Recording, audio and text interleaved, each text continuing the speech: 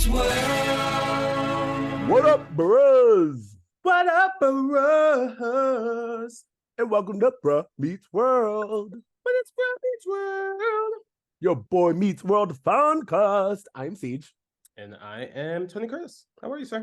We have another extra credit summer series episode. This week, we are talking about Munchie Strikes Back, the 1994, well, I'm not going to say pod classic.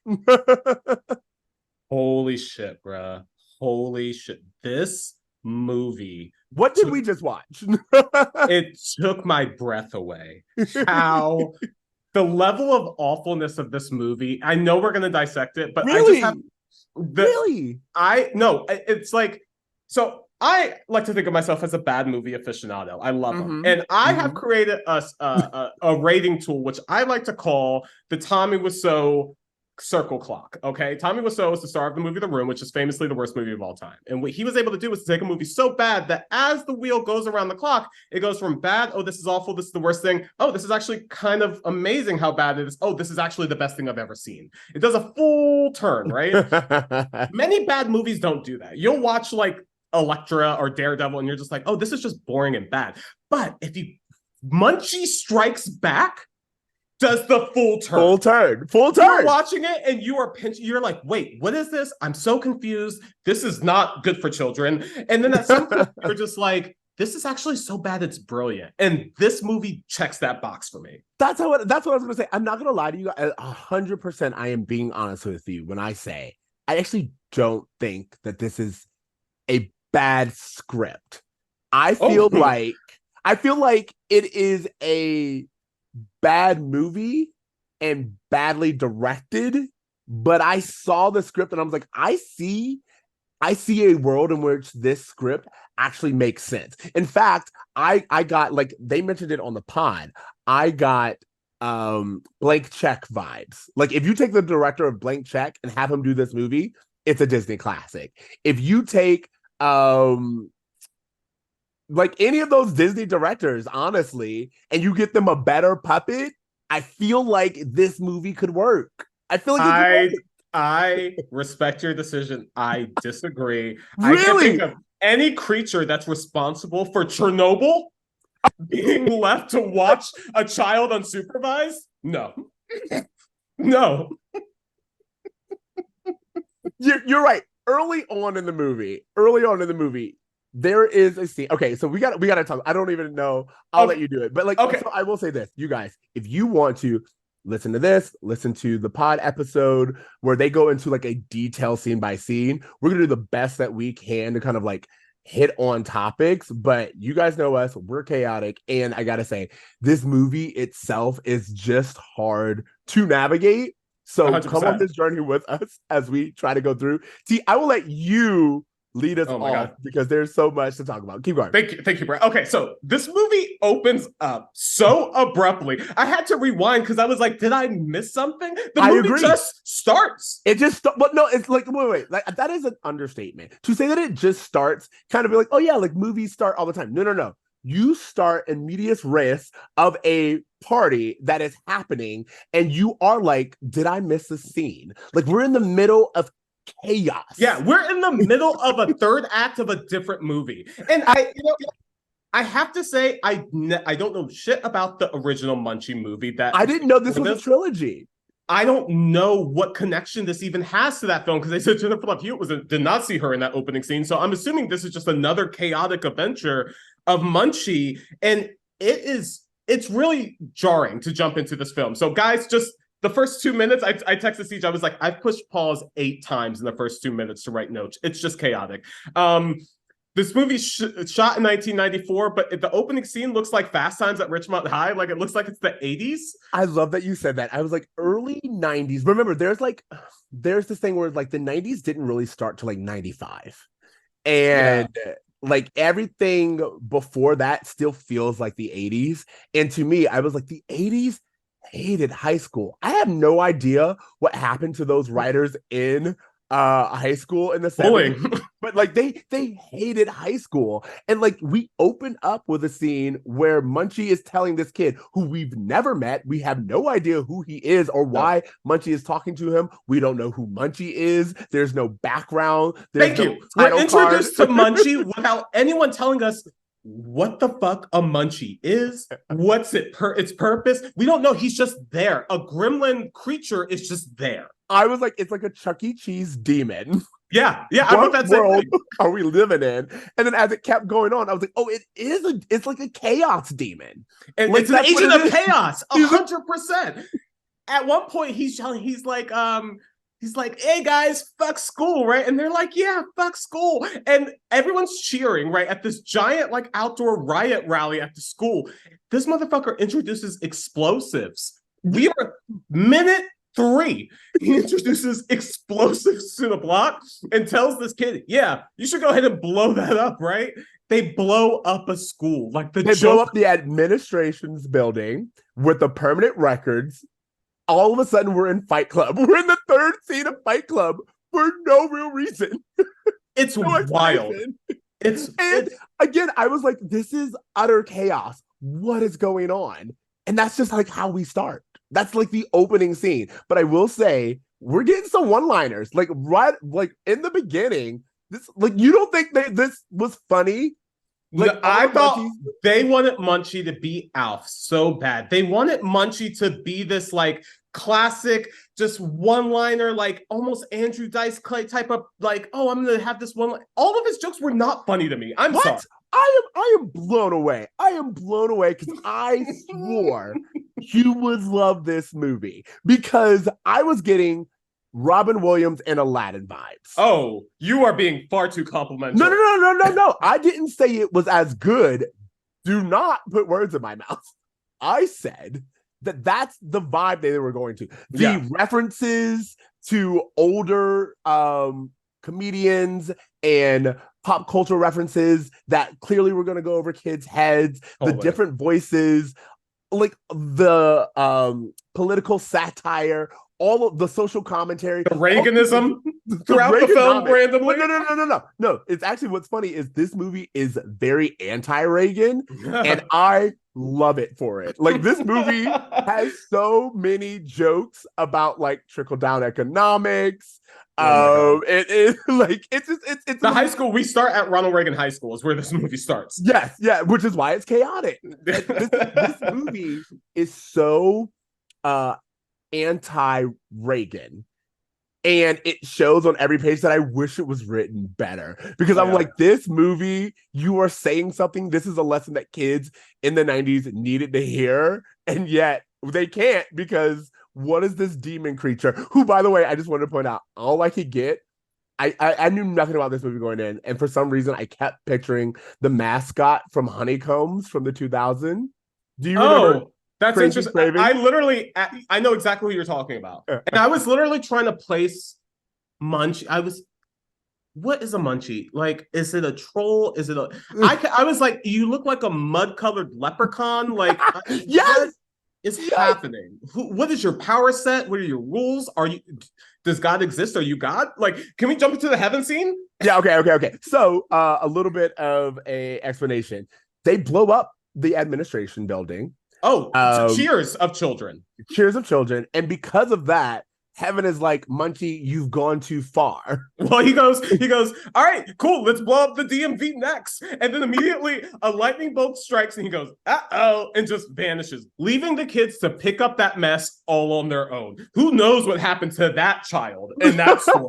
That's what I kept thinking about this movie. I was just like, so you just leave them with their consequences and you're just gone. Okay, yeah, we got to talk about that because we get to heaven and I'm like, first of all, is this heaven? I don't know. Fucking Elvis, Marilyn Monroe, Abe Lincoln, and motherfucking Colonel Sanders is waiting for him when he gets to heaven. What is this? Why are there no black people? That is the tribunal. It really is, though. Yeah, it really is. And so they're like, oh, Munchie, you have to do better. But like, is he an angel? What? That's what I'm saying. Like it's so hard. I can't. I'm trying to convey to listeners, if you haven't seen it, what you would be watching. But it's just like a troll creature who apparently is connected with heaven in some way. Maybe he's a freelancer. I don't know. But he But why is he connected with heaven? They go on to say he is responsible for the sinking of Atlantis, the Hindenburg, and Chernobyl. Again, I was going to say he is an agent of chaos to me. Like, that's his thing. He's a trickster god. It's all, yeah, he's a trickster god, but it's all the things that they list, it's all parties. Yeah, like he just partied so hard that the whole island of Atlantis went under for it. Exactly. Oh, and that's what's interesting. Again, I don't know anything about this movie because they don't introduce Munchie at all. So we don't know if parties are literally like his kryptonite. Like if he we find out potatoes are his kryptonite. Yeah, but I'm just saying, like, we don't know that. Like when they were like, hey, in heaven, when the angels just like no parties, and he's like, okay, it's like, does that mean something? Like, will we get a party? Because I was kind of expecting a party. Maybe we need to watch the first Munchie to find out the history of Munchie with parties. I gotta say, I'm very interested in pursuing the trilogy after watching this. Munchie's design, can we just pause? He's not really a puppet. Like, his lips don't sync with the dialogue and to make you think there's a hand in the mouth. It's an animatronic. Yeah, it's like some kind of like a demon badger that they put like bubble gum in its mouth, and the mouth is just like trying to chew and it can't. He doesn't blink. Is it a toy? Like, I don't know. But instead of banishing this agent of chaos, they're like, hey, we're actually going to put you responsible. We're going to put you in charge of a young child's life. Based off of your resume, we think this is the best fit for you. Yeah. Question. Oh, he got a request. That's why he goes down there. That's really important to the movie. And they assign him to this kid. And then what's funny about this is then the movie changes perspectives, and we get a whole, like, 25 minutes of, like, the other characters in this movie and no Munchie. And it's just like, wait, what are, like, again, you could have, like, given me a little bit more heads. I don't know. It's chaotic. Well, the most startling thing is that we go from the scene where this like chupacabra's in heaven or whatever, we switch it down to a woman who is getting actively sexually harassed in her office, in her workplace, to the point where her boss is like, you need to come to Mexico with me and, you know, get it on or you're out. And I need y'all to understand, this isn't like a thing that is said and then we are made to like it's implied. He is directly climbing on top of this woman. There's no subtlety whatsoever. In his office. And he says, what he says, which I thought was hilarious, is like, you'll enjoy the beaches in Mexico City. Now, as someone who loves going to Mexico City, there are no beaches. It's located in the center of the country. I was like, whoever wrote this has clearly never been to Mexico. And it's like, it's that thing that America does where they're like, oh, you know, Mexico, the place that's just one big beach. Well, it led me to believe that this gentleman had no intention on bringing her back from this country. Oh my God. I don't even know what you're. Yeah. Well, because later on in the movie, he buys a poisonous dagger for his wife. I will get there, but Jesus Christ. The guy we're talking about, by the way, is Shelby. He is the coked out boss / baseball team coach who comes into play later in the movie. I just want to say him by name because he plays a very big role. He's the main central antagonist. To me, he is cartoonishly evil. Like, there is no subtlety in his acting, and it felt like Snidely Whiplash. You know what I mean? Sure, yeah, like overly like mustache twirling. Yeah, almost mustache twirling. And that's the thing. It's like this movie is interesting because there are moments where it's like, okay, so you are playing two kids, but you're also playing so big to kids that you didn't have to. Like, again, we have really good movies that came out at this time that were made for kids, and none of them are this cartoon. I would argue that this movie was not made for children. I wrote several times, who is this for? And To me, it's so funny because you like saw him as like this evil cartoon. I just saw him as coked out of his mind throughout the entire movie, and as the movie goes on, the cocaine seems to get more and more intense, specifically at the baseball game. I never thought of the cocaine once, but that was because it was just ridiculous to me. But when I add the cocaine to the rest of his behavior, I can understand. Yeah, everything that you're saying makes sense. Watching any movie between 1980 and 1995, if you don't add cocaine to the equation, bro, you're missing out on like half the story. Okay, so we get to this baseball game. We're introduced to the main character, Chris. Again, wait. Before that happens, we have to acknowledge this. So the mom basically gets propositioned. Linda gets propositioned. And something that they said on the pod, which I noticed and I laughed, is that the actress who plays, I have this all down, the actress who plays Linda, Leslie Ann Down. First of all, she has an accent that she's constantly trying to suppress, and it keeps coming out randomly throughout the movie. Keeps coming out, and I was like, "Why does she have an accent, but Chris doesn't?" But I was like, that happens all the time. It's whatever. But they point out in the pod that she delivers every line so breathfully, like everything's just. Thank you for pointing that out, because I saw this movie and I was like, this mom is in a completely different movie. This mom thinks that she is in a Lifetime drama. She has no idea. She is not playing this movie like there is this little like gargoyle running around granting wishes. Like that's not coming into her performance at all. She's playing it so serious. And I just like hats off to her, but it just feels like a different movie. So she gets propositioned by her boss and he's like, "Hey, come with me to Mexico. It's a work trip, but we ain't getting any work done." And she's like, "Thanks, no thanks." Mm-hmm. And she like, that'll probably affect my career, but my answer is no. She goes out into the office, and shortly later, we meet her coworker, Fran, who I needed to talk about because Fran is giving it her all. 100%. This woman got a script, chose a character, and she was just like to the nines. That's what I'm going with. Like, she knew the background of her character. There's no small parts, only small people. There are no small roles, and she lives that truth 100%. What I love about her is that they get the news that they're fired. She seems borderline thrilled about it. She doesn't seem to have any empathy towards this woman. She said, well, what she says is she kind of implies that Shelby has been harassing all of them. Because she says something like, "Oh, been there." And then they both get the pink slip, meaning, like, to me, implying that he came on to both of them. They both said no.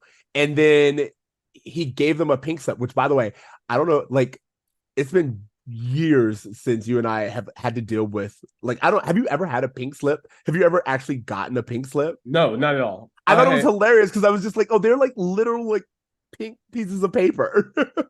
It comes from somewhere, right? Yeah, it all comes from somewhere. Like, legit get a pink slip, and then they leave. I needed to acknowledge the idea that the mom turns him down, then gets fired, which creates like this conflict and like a problem that needs to be solved for the movie. And then we meet Chris. Well, and here's the thing. Okay, so we're introduced to Chris and the pitcher, Brett, who is like the bully or like the cool kid that Chris is jealous of. Okay. The one thing I want to point out is that Brett is like, we gotta do good because next week we're playing the Hillside Stranglers. Yeah. Jesus fucking Christ, bro. A bit distasteful to name your team after actual local serial killers from that area. What are we doing? Look at here's the thing. I'm telling you, this movie is camp. It is so camp. It's I'm telling you, with the director of Pee-wee's Wild Ride or whatever that movie is, I think that this movie could be great. It just needed to commit to its vision because the writing with stuff like that is absolutely insane and hilarious, and it just needed to be taken to that level. North of 10 victims. Who is this movie for? Again, I'm just going to ask, that Hillside Strangler joke, who was it for? I digress. Wait. Let's pause. Are you going to actually tell me that America doesn't do this all the time? We name shit after terrible people all the time. But that's the point. So we find out that the coach of that team is the same motherfucker who sexually harassed Linda in the opening of the movie. The same one who bought a poisonous dagger to kill his wife with on his anniversary. This is the guy who named his team the Stranglers. You know what I mean? We are seeing a personification of this one psychopath come out sprinkled throughout the film. Correct. Absolutely. Keep going. We're at the baseball game. Yeah, we're also introduced to Jennifer, who's played by Natanya Ross, who instantly made me smile as soon as I saw her. I mean, like, she's doing good. Like, they pointed out, but like Natanya actually does a really good job. I want to say that it's interesting to me how she's like one of 4 women with speaking roles in this movie. Yeah. Which, by the way, surprisingly, passes the Bechdel test because of the scene with Linda and Fran. It actually does pass the Bechdel test. So progressive. Just want to pretty woke movie. Don't let DeSantis find out about this one. Exactly. But Natanya does amazing as who she's supposed to be, girl next door. And fun fact for you, on the pod, she says that she actually did date both the guy who plays Brett and the guy who plays Chris. Heartbreaker.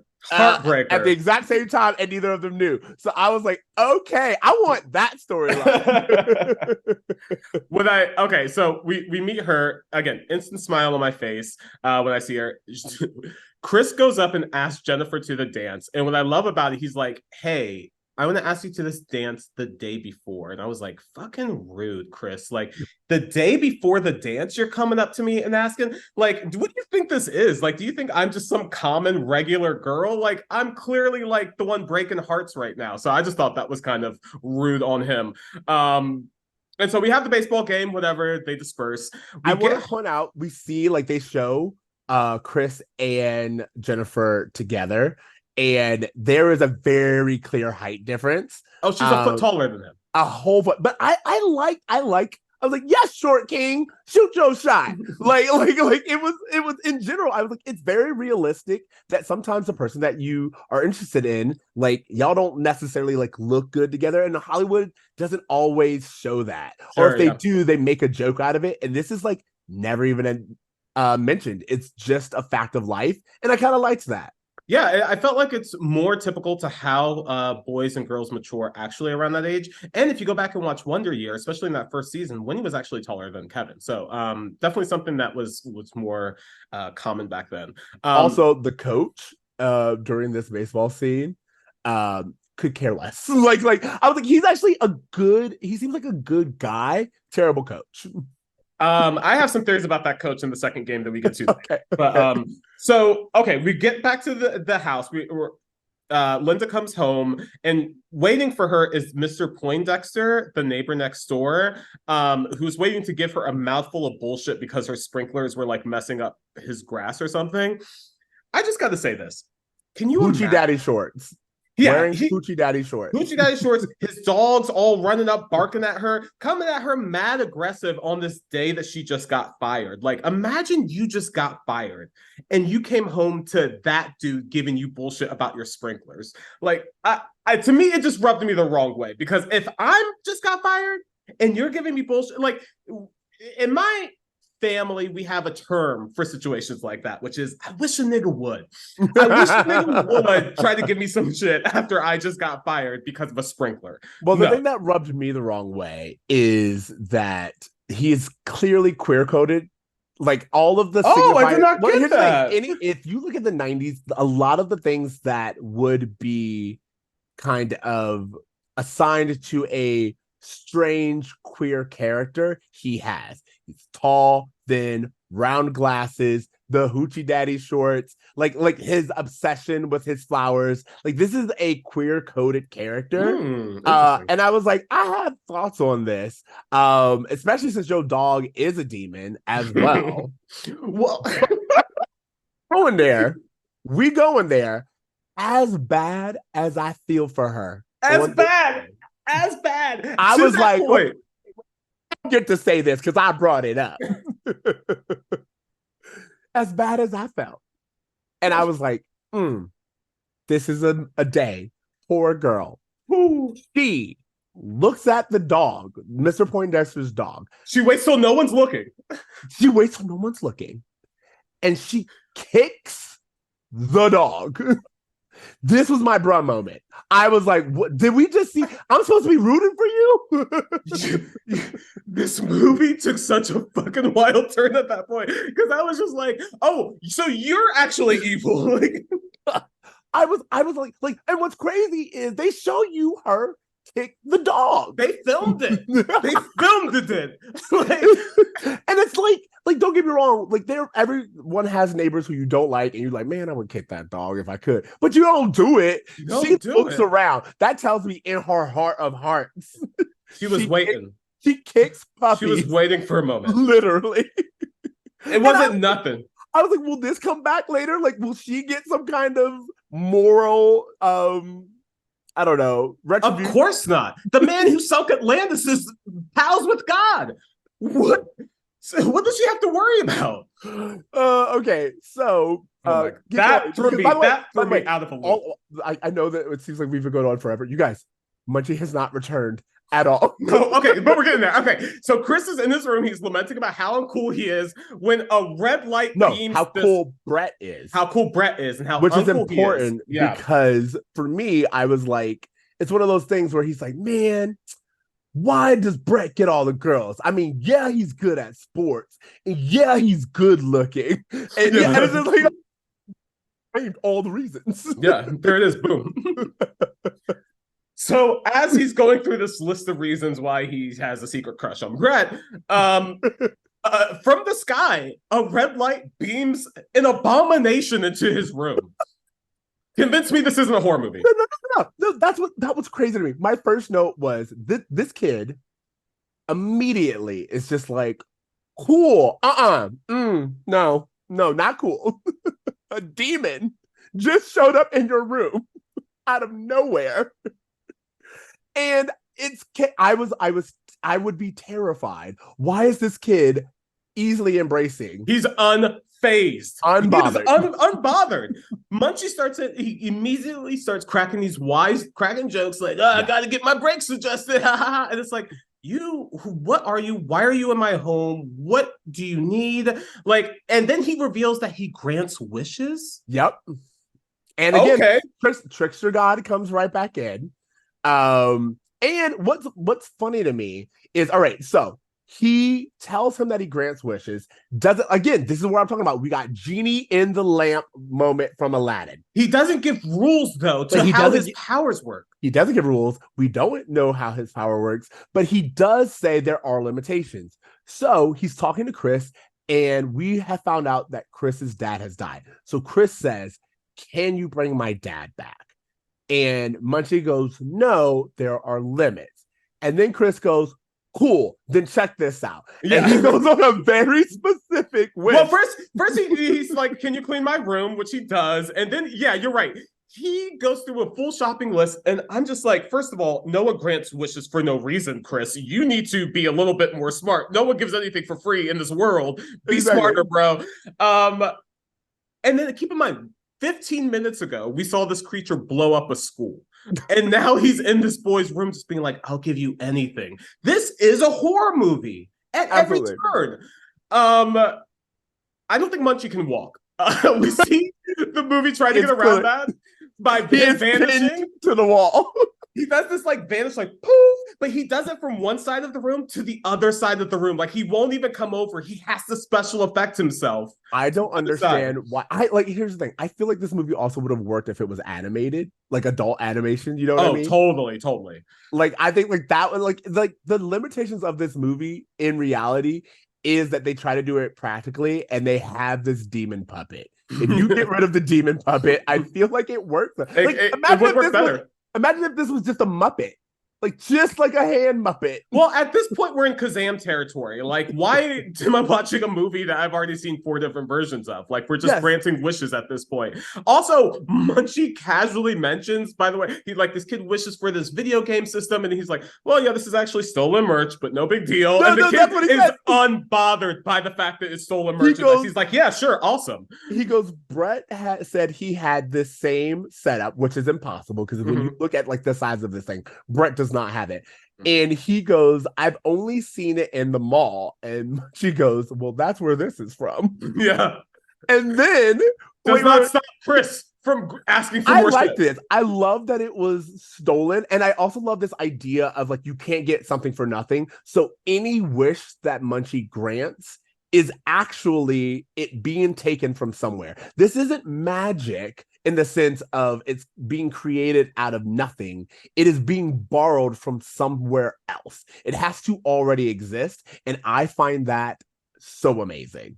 Because it's going to come back up later. And it's such a weird way to describe his powers. Like, why? Like, he's from heaven. Like, why are you putting these? Whatever.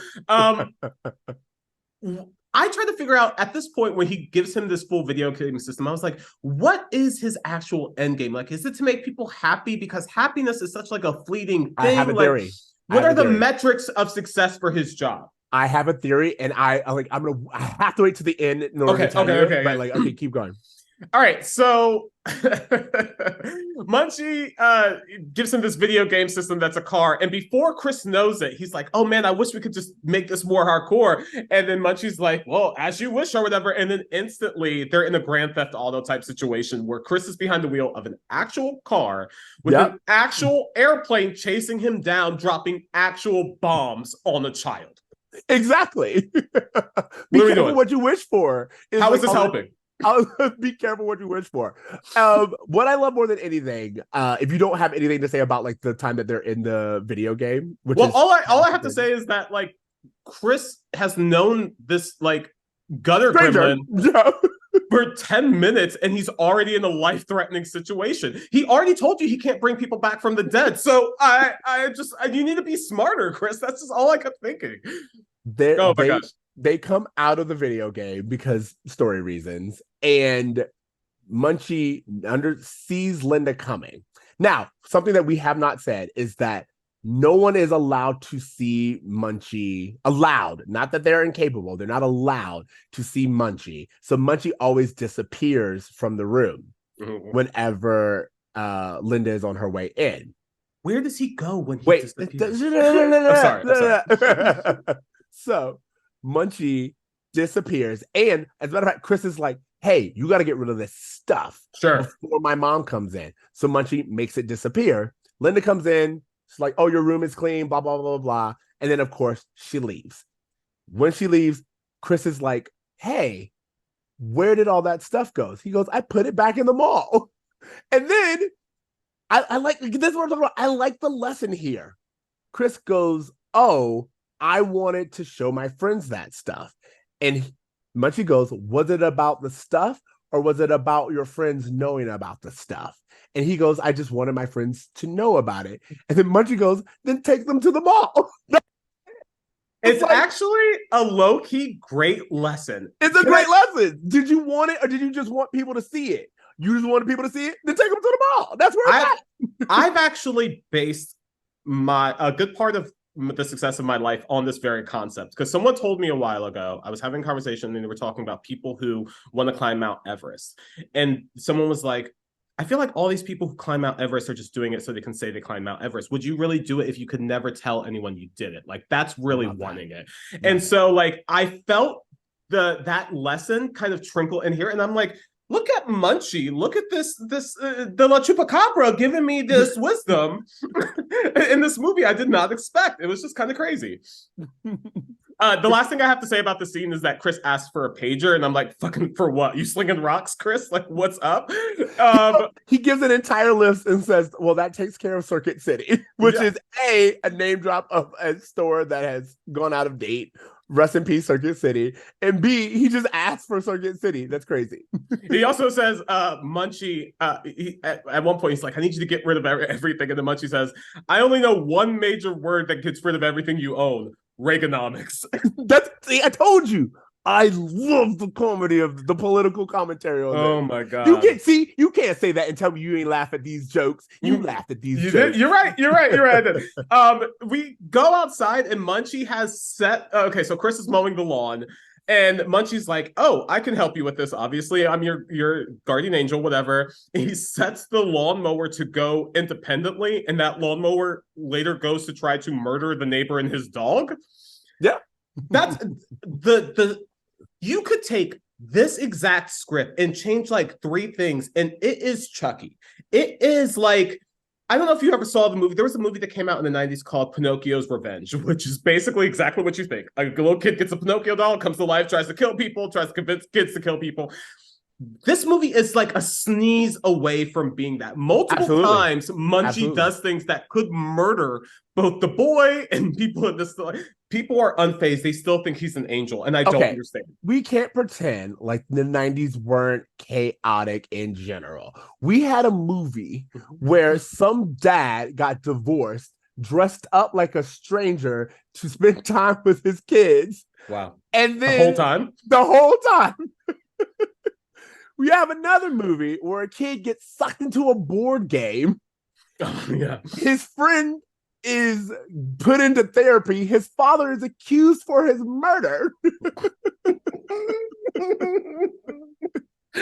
So, goddamn, Robin. This movie is right in line. Like, it just is. This is what I'm saying. What, like, you did not give this movie credit, and I was like, I'm gonna push back. I feel like this movie just had a low budget and a bad director, because if you give this same movie to any of the people who did our Disney originals, you get a chaotic movie. Well, fun romp. You're right. Maybe Chris Columbus could have done more with this film. Who knows?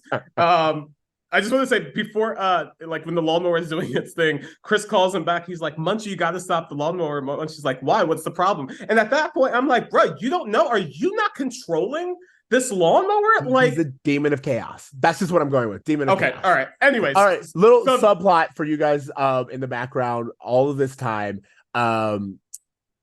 Jennifer has been dating Brett, and each and every time, like, they all live in the same neighborhood, of course. And Chris is trying to figure out how to impress Jennifer. Yeah. Which brings us to the second baseball game against the Hillside Stranglers. The Hillside coach is Shelby, and this is the point where I was like, the cocaine was so obvious. No one is this invested in a Little League game for no reason. Even the other coach of the Concord team is beginning progressively more and more drunk, acting as if like this game is like a make or break, like the fucking mob is waiting to see who comes out on top. It's just crazy the level of stress the coaches are at for this game that the kids feel kind of casual about. They've both put money on this game. That's what it is. They're betting on children's Little League. And that's what's going on. I'm letting you know. That's it.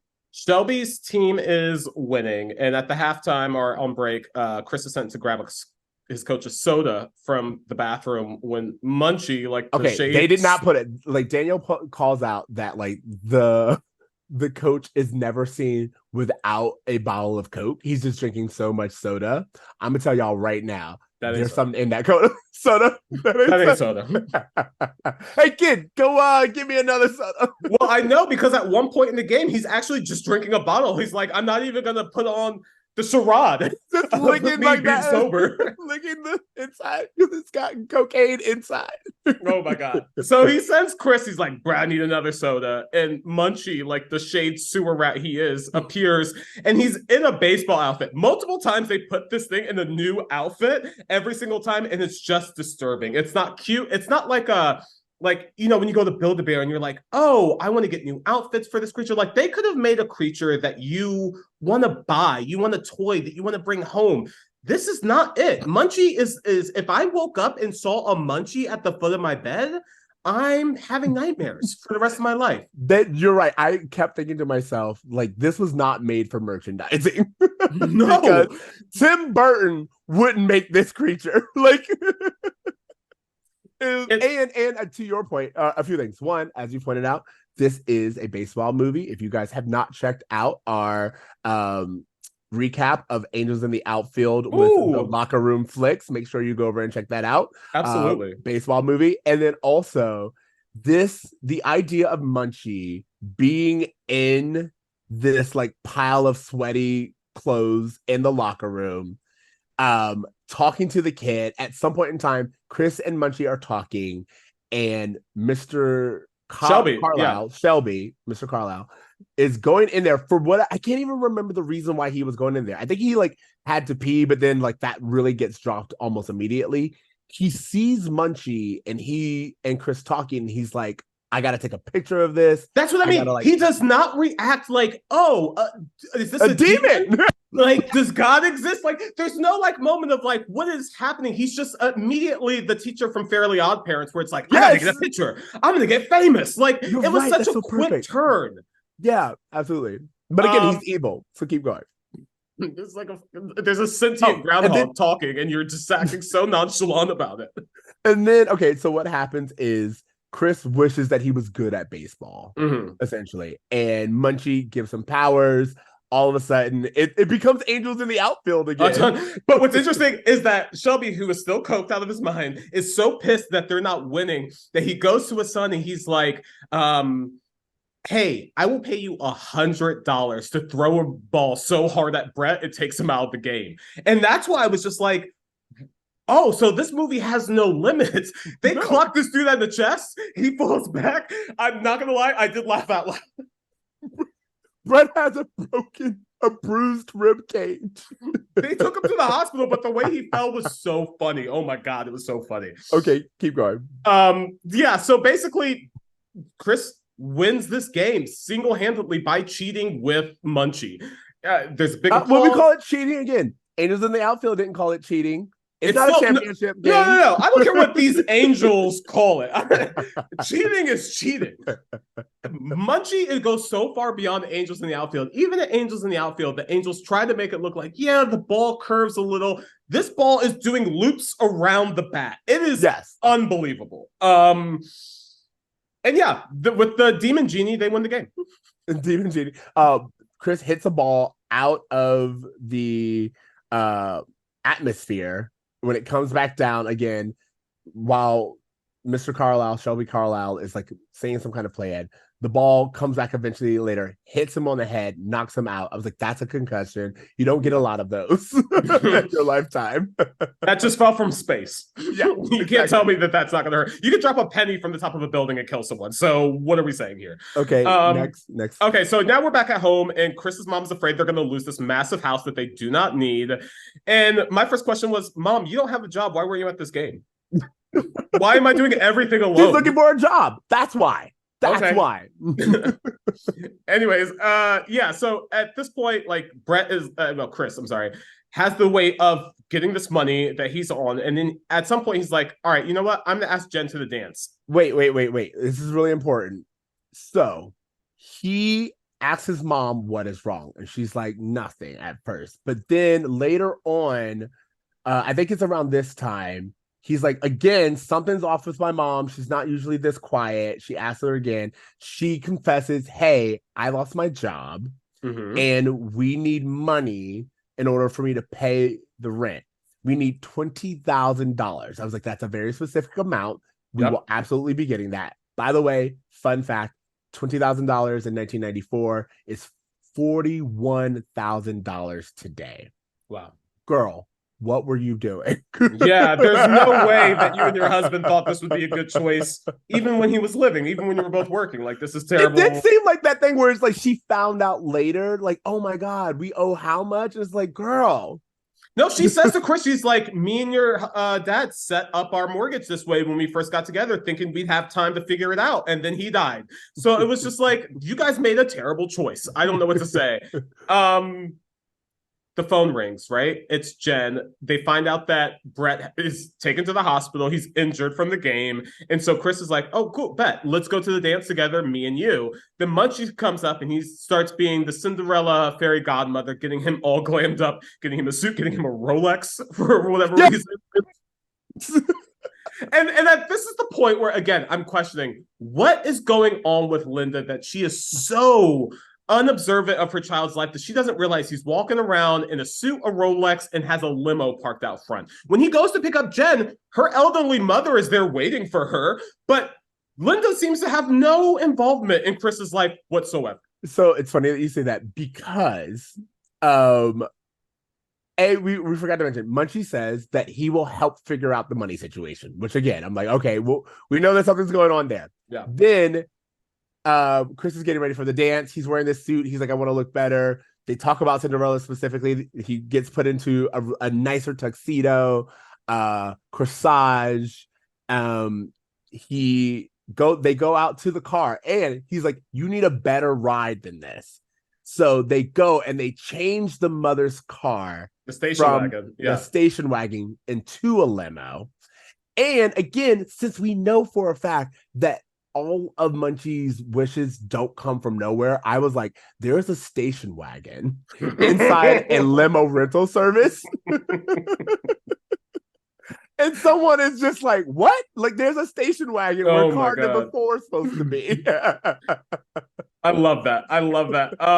We also learned at this point that if prompted, if he wanted to, Munchie could turn himself human. Yes. What are we doing? Why is it that this is the one time that he decides, oh, I'm not going to look like a sewer rat. I'm going to be a person. You were out in public. You were at a baseball game. You were doing all this stuff. You never once decided to go in disguise. Yet this is what I was talking about. This is Aladdin vibes. This is Genie changing into that guy who's in charge of the parade. Yeah, exactly.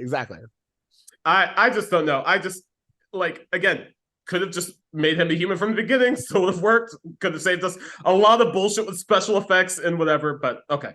So we go to the dance, and guess who's the band that's performing at said dance? The same one that was at the show at the school Munchie blew up. I loved this because 2 reasons. One, I was like, this is the same band from the beginning. This band has an amazing manager, getting them gigs all over town. I'm pretty sure Munchie is the manager. Munchie is the manager. He goes, I do everything.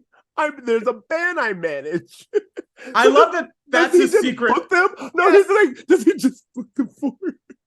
He is a party promoter. He's like, guys, you're my band. I'm gonna make shoehorn parties into every assignment I get and hire you guys to play at it. And that's called synergy. And I'm here for it. I like to think that the lead singer is like Munchie's cousin or something like that. There's a nepotism thing. Your mom's Absolutely. Like, oh, you going to a dance tonight, Munchie? You're not gonna invite your cousin's band to play? That's the vibe I'm getting. Do you think he gets 10%? I mean, who knows if money means anything to this character? We see Jen and Chris show up to the dance. The height difference is especially awkward. But what they put her in heels. Natanya points out that they put her in heels, and she's like, "Why? Why though?" The height difference is crazy. But what I noticed as soon as she walked in, she gave me Ingrid vibes from her episode of Boy Meets World when she goes to the dance with Cory, and I was just like, "Damn, can this chick just have a good time at a dance one time? Like, why is it that she's constantly dealing with so much drama every time she goes to a dance?" So I just thought that was a weird coinky dink. Chris is spending the whole dance talking about this game that he had this magical troll help him win, and Jen is over his bullshit. It's not just Jen. Like, he has been bragging about how good he is. He's that guy where to me, what I loved about it, it was like classic quote unquote nice guy trope of like, I'm a nice guy. Why don't people like me? Why doesn't anyone give me the attention I deserve? And the moment you get any kind of recognition, ego up to here. He's insufferable. Like, he's insufferable. So much so that Jen is just like, look, I don't even want to do this anymore. And she leaves. And then Chris goes to Munchie again in the corner somewhere, not as a human this time, which is weird because he should be. Yeah. And he goes up to Munchie and he's like, yes. I wish I could hear people's thoughts. Munchie gives him the power of mind reading. This creature can give powers. Exactly. So he gives him the power of mind reading. And in doing so, Chris hears what everyone actually thinks about him. And they're always like, who does he think he is in this tuxedo? Look, oh my God, he's going to talk to me again about the game. And yeah, you made everything about you. And I was like, again, we are learning valuable lessons here. I like the lessons that we are teaching kids. When the girl comes up and she's like, oh, I want to ride home with you. And he reads her mind and it's all because she wants to be popular and has nothing to do she's with like, he's insufferable, but hey, people like them. And if they like, I was like, some writer is like putting down all of his therapy in this script. And I love it. But again, at the end of the day, he's like, man, everyone hates me and I need to make changes. And I loved that that's what he got from that. He was like, oh, I spent so much time trying to be someone that I thought people would like that it became insufferable. So I got to start being myself again.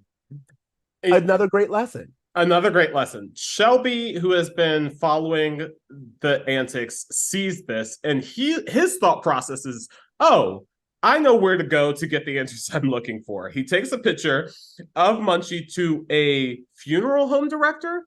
No, it's a museum. It's a museum. What even was? I don't even know what that was because he says graves. You get it? And I was like, is this a funeral home? Weird. But he instantly recognizes Munchie and says that he is older than time itself. Terrifying. Yeah, but see, that's the thing. This is where we get a little bit of backstory. Like, this is where, like, the shop owner and the gremlins would be what this guy is playing. But, like, that was in the beginning to give us context of the rest of the movie. This is happening in the third act. He says Munchie is the last survivor of a race that lived before humans and he helped all the great powers in history. We see him with Napoleon. We see him with George Washington. Why the fuck is he with Chris? And he was helping all of these very important people. I'm telling you. I got answers. But we got to get there. Okay. This is where, by the way, TC has brought up numerous times the idea that when Shelby goes to this museum, he goes, hey, I remember you from a few years ago. Didn't you try to buy a poison dagger? And he goes, yeah, I don't need it anymore. And then he's like, he says, you wouldn't sell it to me because I was a kid. And you're like, okay, so you've been dark for quite some time. Yeah. Then after we learn the history of Munchie, and he's like, you got to go get Munchie. The store owner is like, hey, do you still want that dagger? And he goes, you know what? I got an anniversary coming up. And evil. There you go. Like pure evil. I don't know who I'm rooting for. So now we're at the money rain scene. We come to find out that Munchie made it literally rain 20 grand over this home. As we thought it would. On their lawn. The news shows up. It's getting all this attention. Again, very few people are asking questions. They're calling it, oh, this came from heaven. Like, all right, whatever. I just want to say right here, the moment that it started to rain money in real life, I was like, that does not happen. No, there's no reason. Money came from somewhere. I was like, a plane exploded somewhere. Like all of this money just rained down. And sure enough, what happens is the news comes, as we've talked about. They're like, money fell from the sky, and it's exactly as much as this woman needed. How crazy is that? And a few things happen. One, Mr. Poindexter shows up again, and he's just like, hey, some of this money fell on my side of the fence, so it's my money. And I'm like, good for you, Mr. Poindexter. And then a guy from the Treasury Department just shows up, and he's like, hey, we heard you got some free money. Can we take a look at that? Yeah. And I was like, see, this is why you don't tell people nothing. That's why the government immediately. You win the lotto, you don't give them your name. Like, this you is don't let them know anything. You got money that, like, I'm going to say, this is a well-known fact with Black people. If you find money, not a wallet, money. That's your money. And you don't tell nobody else. The Lord is helping you. Yeah, exactly. You try to step on your own blessing by telling other people. So, what I love about the scene is that they're reporting it on the news, and Shelby sees it. And okay, like, so much wild shit has happened, right? This is the moment, nearly midway through the third act. He looks at the camera, breaks the fourth wall, and tells the kids wall several times. Well, this is the first time he's talking directly to the audience and being like, I'm gonna get that Munchie. But he's looking at us. the audience and sang it. They did it in heaven at the in the very beginning when the did judge is they? like, remember, the judge is like, have you ever felt like you've just made a really bad decision?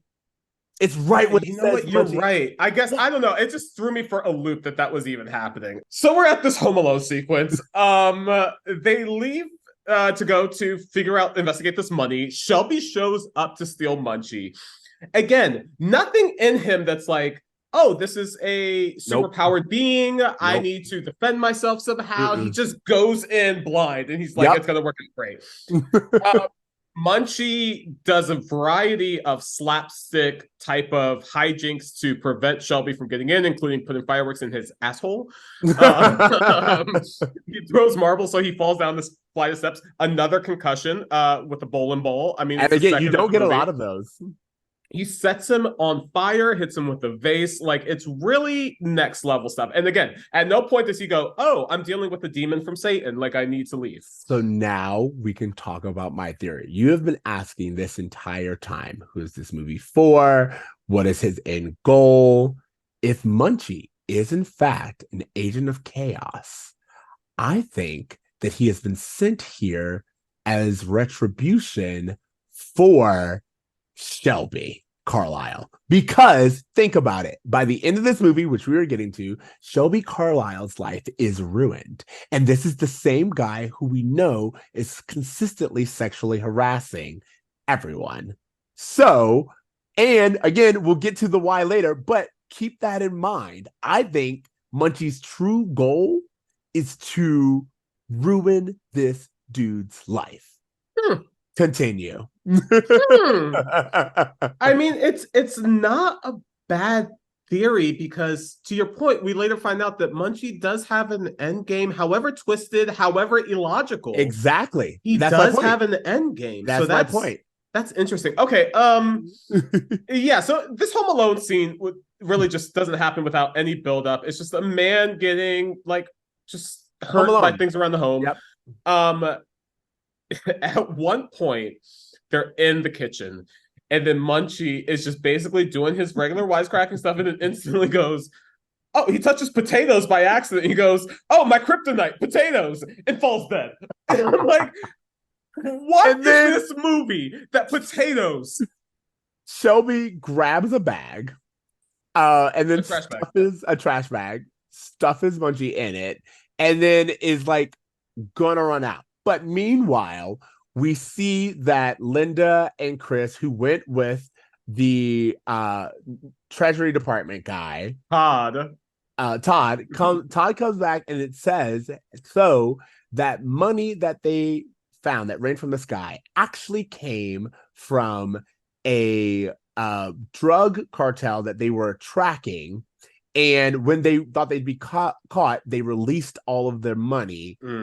I was like, it does answer the question. Where did this money come from? Money doesn't rain from the sky. Well, it does if a drug cartel is being watched and they just need to dump it all. So that's where the money comes from. But what I'm saying is like, okay, so yeah, Munchie was able to get that money via that path of events. Did he have to start the initial heist from the cartel in order to make this dream happen? No, how far back does it go? I don't think that's even it. I think what Munchie did was Munchie snitched. He gave the apartment, the National Treasury Department, a lead. They go to investigate, which leads to them dumping the money. And there you go. That's why he was like, I'm gonna need a moment. I'm gonna need a moment to like do some things. Munchie the snitch. Damn. It'd be like Agent of Chaos. Agent of Chaos. So he does that. But Todd says, that they're looking for work. They're looking like to hire people. So maybe Linda can come work for them. And then he's like, you ain't gotta be so formal. Call me Ty. And you're like, oh, a little romance going on as well. Mm-hmm. So okay, well, hold on. Because did we talk about the high-speed chase? Did we skip? Because that's happening right now. Okay, because, yeah. Again, so what happens? They come back from the Treasury Department. Chris goes inside to get Munchie, but Shelby runs out of the house with Munchie, and now there's a high-speed chase. Can I ask you a question? Why is Chris worried? He has seen that Munchie can appear and reappear wherever. He can change his appearance. He can give people superpowers. He is a god. Why is he worried for Munchie? The same reason why Aladdin needs the lamp. It's like you don't know if like that's the like you need to have possession of Munchie in order for Munchie to grant you the wishes. Well, my favorite part of the movie is they're on this chase, and for whatever reason, Todd just seems on board. He's down to clown. Experience a Munchie in his life. Would love to get into that backstory, but whatever. The mom finally, who or what is a Munchie? The question is finally asked. No answer. No answer. The kid doesn't even try. No answer. Shelby then crashes into a watermelon stand, flips his car. Remember everything I just told you. And the car explodes, by the way. Everything I just told you. It's just like there was a person in there. We find out that Shelby does get out of the car right before it explodes. But again, this keeps happening, and Todd, the government agent, keeps going back to like, oh yeah, I had a Munchie when I was a kid, just like my Munchie. And I'm just like, what? How many people know of Munchie? How many Munchies? Because it was a race of people. We've already established. They said that he was the last survivor, so it had to be. But there were more. I'm just saying that omnipresent. Is he helping multiple kids at once? You said he's the last survivor, but that to me says at one point in time there were many, and now there are a few. That's all I'm saying. Again, we haven't seen the other one, so maybe you're right.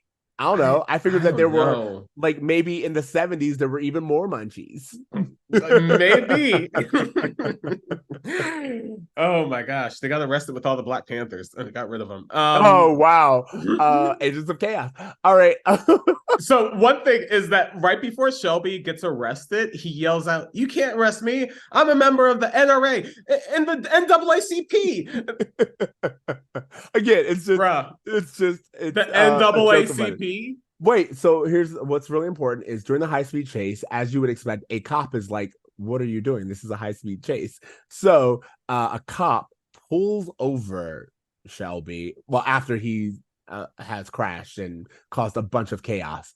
Then while he is arresting him, he says, oh, you were the guy who was harassing my wife. So again, this is a situation where he has planned his ex-wife's murder. He has been harassing women at work. He's been telling his child to hurt other children. Exactly. He's been betting on Little League games. So all of this being a raging coke habit. All of this said, at the end of the movie, Munchie is like, hey, I gotta go. Out of nowhere. Like, you come in like Mary Poppins and you're out. But he also like left, and to this kid's point, I'm like, is this family any more better off than they were? Because as Munchie said, well, now your mom has a job and you may even get a new stepdad. So it's like all of my chaos had a purpose. No, there's no way the things that he did. All of his chaos had a purpose. No. And then at the very last scene of the movie, Munchie is back in heaven and he is told that before we get to heaven, I have to talk about this. There is zero chances that Munchie did everything that he did with the specific goal of getting the mom dick in a new job. I agree, because when we go to heaven, we find out that who gave Munchie his new assignment? Chris's dead dad. And he doesn't talk. I was like, they were like, we can't afford. Oh, hold on. I missed that part. What? You missed that part? Did you stop early? No, I don't know how. Dude, this is the thing. When we see, oh my god, no wonder. Okay, so early on in the movie, when Chris is talking about his dad, there is a guy in a frame, and it is clearly like a headshot. It's a headshot. It's a headshot of tall guy number 5. Mm-hmm. So, tall guy number 5's headshot is shown to be Chris's dad. At the end of the movie, he goes, the judge or whoever is like, you did a good job. Kronos is what they call it. Kronos says, you did a good job. Here is the person who asked for you to be assigned to this case.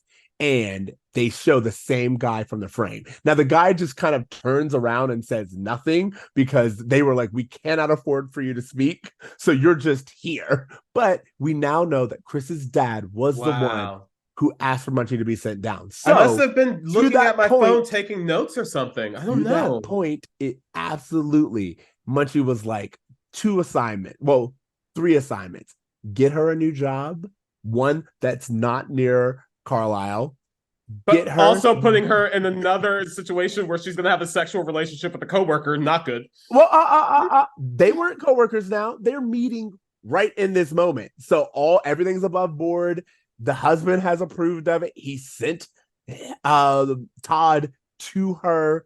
And ultimately, at the end of the day, Shelby Carlisle is behind bars. That is the goal of Munchie. He is chaotic. I don't want to say good, but he is chaotic, sent down to have Shelby pay for his sins. Wow. That is the true purpose. Okay. All right. Hold on a second. Am I to understand that Munchie is an angel of the Lord? Because when they describe like biblical figures in the Bible, they're always like these batshit crazy animal type of descriptions. And like when I think about the sludge that is Munchie, is he an angel of the Lord?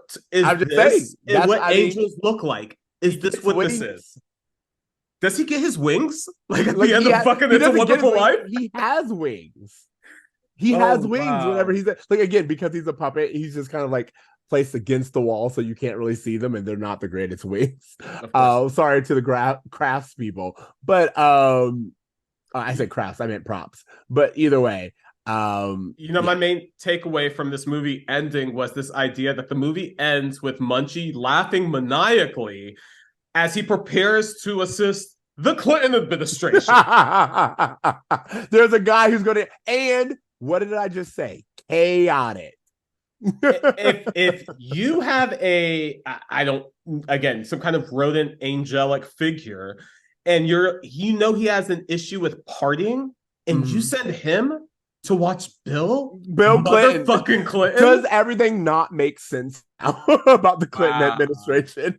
If the Clinton administration, you knew that there was Munchie there the entire time, would things not make more sense?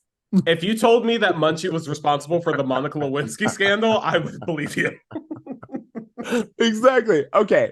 There are 2 things. One, you said that this movie's final scene is Munchie preparing to help. Well, the pre-credit scene, I should say. Yeah, I would say you would be wrong, because the final scene, did you watch? I did. I looked it up. First of all, the post-credit scene begins with a message that says Munchie will return in Munchie Hanks 10, which I did not look up, but I'm assuming Surfer movie. Surfing Munchie movie, which obviously we need. Then the post-credit scene is just that demented lawnmower from the beginning of the movie tracking down a woman and her infant before it fades to black. And I want to say, this woman is very sexualized. She is a, let's say, robust woman. A very like Baywatch era blonde type. That early 90s Pamela Anderson type. And it's like, okay, again, this, to your point, who was this for? Who's this for? Because we're led to believe that lawnmower murders that woman and her infant. Okay, you guys, if you made it this far, honestly, I don't know how, and I don't know why, but I do want to say thank you so much. I know why they watched this whole thing, because they need answers. What the fuck did I just see? Well, maybe you will get more answers in the next part of our episode, which is we get the privilege, the joy, the honor of interviewing star of Munchie, Natanya Ross. Hi, how's it going? We're so excited that you're here. Oh my gosh, I'm so excited to be here. We have been having the greatest, longest conversation about this movie. Oh God. Oh my God. It's like, I have to say, it has been such a joy to review this movie, because it is utter chaos in the best way. It's just so chaotic and hectic and completely unhinged. in the best way though. Like the best way. I was telling Ceej that like there's so many movies that are bad, but they're not like fun to watch. They're not like so bad that they're good. But this movie, I'm like, they should be having midnight shows of this movie. Like this movie deserves to be watched by like the masses. Like it's so great. Maybe you guys are gonna make it pop off. We'll see. You know, Danielle really pulled that one out of the archives for me, so I owe it all to her. Absolutely.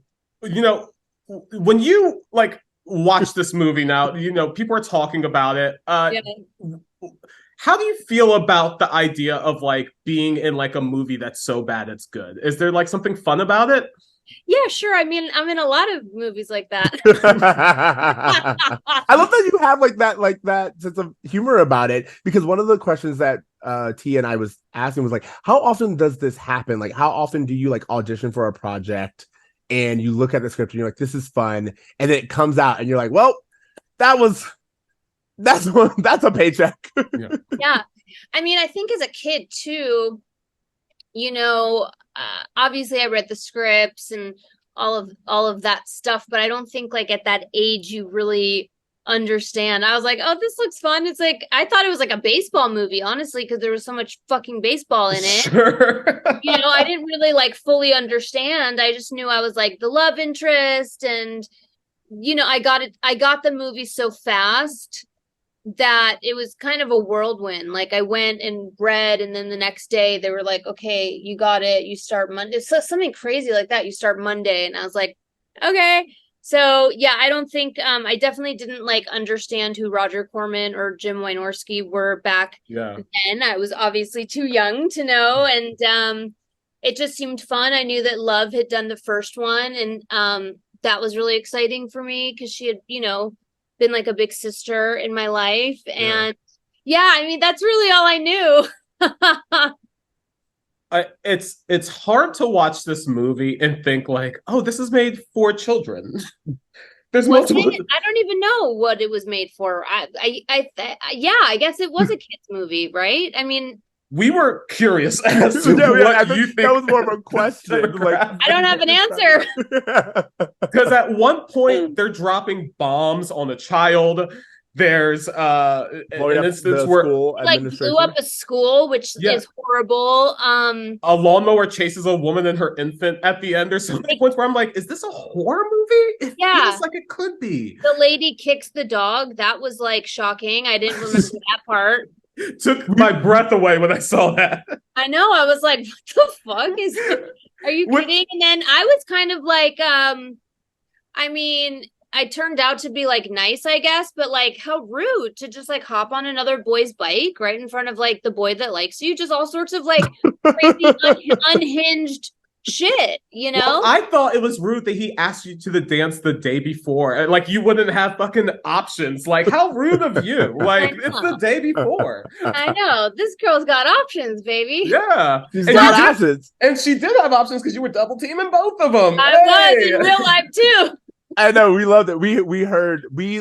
I listened to your episode with Pod Meets World as well. Again, it seems like it was so much fun. What was that experience like for you? Again, to like just come back on and like almost promote this movie again. Yeah, well, the first episode of Pod that I did was obviously really special, you know, and I think you guys heard that one. Yeah, I love that episode. Yeah, thank you so much. I'd seen Ryder and Will at this Comic-Con, and Ryder and I really like caught up a lot, and he had just told me that they had been thinking about doing this, and like it hadn't started or anything. So when I saw that they did it, I was like, wow, that's really cool. Like they actually did it. And then my friend Marty was actually on one of the very first episodes, and I knew mine was like second season, like midway second season. I was like, I don't know, maybe they'll call me, maybe they won't. Like you never know. And I just got this really cool email from Ryder, and he's like, are you ready? You ready to come on? And so the first one was really special for me because I got to see all of them together for the first time in forever. And I guess it went over so well that I was honored, because I don't know that, like, I think I was the only guest that has come back on to review one of their really bad movies, you know, maybe it's a trend. I don't know, but it was an honor, and it was hilarious. Just like seeing how into it that Will and Ryder and Danielle got, like they knew things. Like I was just kind of sitting there at some points, like yeah, because like I didn't even catch half of what they caught, you know. So it was a lot of fun, and I literally haven't talked about this movie in I don't even know how long. Like it's not something that ever comes up, so it's a trip. You like hearing about it so much and talking about it, you know. You know, before we talk about Munchie Strikes Back, I just want to say how much we loved your Pod Meets World episode. You know, the thing that we really appreciate about their show is the way that they're able to create a safe space for especially child actors to kind of discuss and tell their stories. And, you know, it's I guess I'm curious, like what feedback did you get from that episode, if any? I mean I'm still getting it. It was overwhelming. And it came at a time too where I was at this like really crossroads in my life, in like my personal life, you know, with like just in my personal life, and just like holy shit, like I'm about to embark on this new chapter of my life, like you know, and it was hard. It was like a reckoning. So it's crazy. And I had put a post on my Instagram saying that like I really did take the time to read every single comment. I read and I tried to respond to as many as I could, and I read every DM, and there were hundreds of DMs, and it came at a time that like the fans probably didn't even realize that I needed it the most, you know, like it was so special because I didn't know when the episode was going to be released, and it just God happened to be released like on the Monday of this week. That was like one of the hardest weeks I've had in a really long time. So it was beautiful for me. I'm always very appreciative whenever I get the opportunity and platform to share some of my story and some of, you know, what I've been through. And I don't think we hear often enough. We hear a lot about the child actors who get all fucked up on drugs or whatever it is, right? But like we also don't hear about the ones that like go through that and then now have made it to the other side and have like tried to pick back up their acting career. And I think that story is equally as important, if not more, because it provides a hope and an inspiration, you know? Definitely. There's so many times where you could tell that, you know, actors are really getting chewed up just for the clickbait, for the headlines that it's trying to promote. Because it's so much easier to, you know, sell a newspaper with negative stories. But what I love about, especially the story that you told on Pod, was that I was inspired. Like I was actually inspired. Absolutely. Like this idea of like, wow, if she can get through that, I can get through this. And I just think it's really powerful to have those, you know, those stories of people overcoming like crazy odds, crazy adversity, and coming out the other side. And now you're helping other people through their journey. I just thought that was just a beautiful story. Thank you. Thank you so much. That really means a lot. And I love what y'all are doing too. When I saw it, I was like, this is so dope. And I like followed you guys instantly, and I was like trying to get your attention. I'm like, well, and you know, I love it. I love that how much you guys have been included with, you know, Will and Ryder and Danielle. I mean, I just think the whole thing is so beautiful, and I'm just I'm happy to be here. We're pinching ourselves, and also lifelong Alex Mack fans too. We are pinching ourselves for you as well. Yeah, that's what's crazy is at one point in time, T was like, the girl from Alex Max follows us. Yeah. And this was like before your episode. Yeah, it was so much fun. So like just to see that, and then that's how we like got in touch with you. We just started chatting. Your episode, I will also say like what T pointed out, for me, it really has both your episode and the pod itself has really made me like want to be more of an advocate for child actors because you just see how much is going on out there, and it's like who is there for the kid? Who's in charge? Like who's watching over this shit? Is there anyone around? I know. And this shit was different in the 90s. Obviously, you know, there was a lot, at least, I mean, I could speak from my experience. There was a lot, for me, there was not structure in that way. And I think when you become so famous so fast and wealthy and like all of these things, it's really hard to rein someone in if there's not like this really good grounded foundation at home. And, you know, I'm pretty much friends with like everybody that I was still friends with back then. Half of us, you know, got fucked up and made it out alive. God, and the other half turned out they were just really normal people, and I had to like take a look at like what the difference in dynamic was, I guess, and it really came down to parental structure is really what it came down to. Yeah. Absolutely. So, you talk a lot too on the pod about surrounding yourself with like the right kind of people. My thing. Yeah. And you know, one of the things that me and Ceej just in general are trying to do is like build a community of people who are creative and who inspire us. And, you know, as someone who's an actor and a creative, like how important is it for you to have people around that can like align with you in your creative pursuits like that and encourage you? Totally. It's very, very important to me. So I have like a lot of different pockets of friend groups, right? I have sober friends, and I have friends that I work in the mental health industry with, and then I have all my actor friends. And it's interesting because like different things like different what's the word? Like different things fire off in me like when I'm around different groups of people. Like the something anyway, you know what I'm yeah, we cylinder, not the cylinders. What the hell? The synergy. It whatever. Yeah, it's like I get inspired in different ways, but there's a camaraderie with my actor friends that is just very different than any other, you know, person I'll ever be around, especially my friends that I've been friends with since I was a kid, like Larissa and Marla and like all of these people who, you know my heart and soul from like 11 and have like watched the progression to 41, right? It's like a whole different deal. And then even like newer friends of mine that are actors that I do signings with or whatever, it's just like such a different life that's so hard to explain. And there's a comfort around being with somebody who like just gets it, and I don't have to explain it to them, right? And then Definitely. you know, and then of course those people are always pushing me and like reminding me who the fuck I am when I forget, because we all forget who we are sometimes, you know. And then the other group too, I mean, it's the same with all of the different pockets of friends that I have, but I am like a really big advocate, like be careful who you surround yourself with. I'm very sensitive to energies. I'm like very much an empath.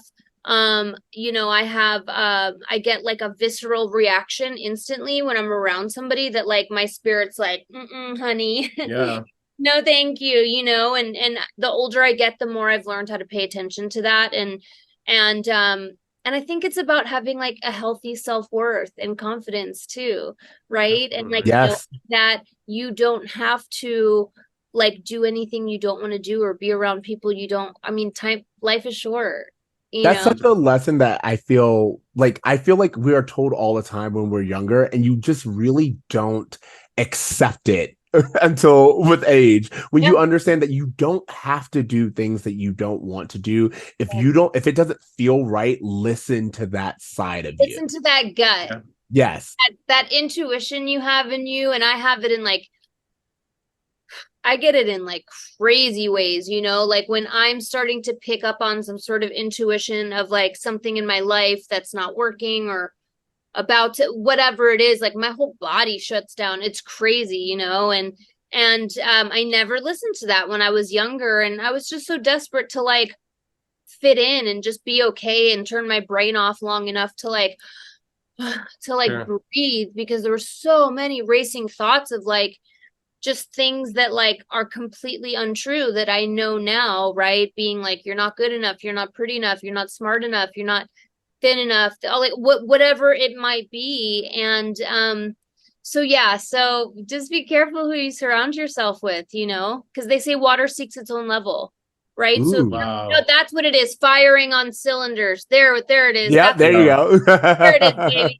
That's what I was trying to remember. If you're firing on all like proper spiritual cylinders, your water isn't going to seek like, you know, the bottom of the pool. Yeah.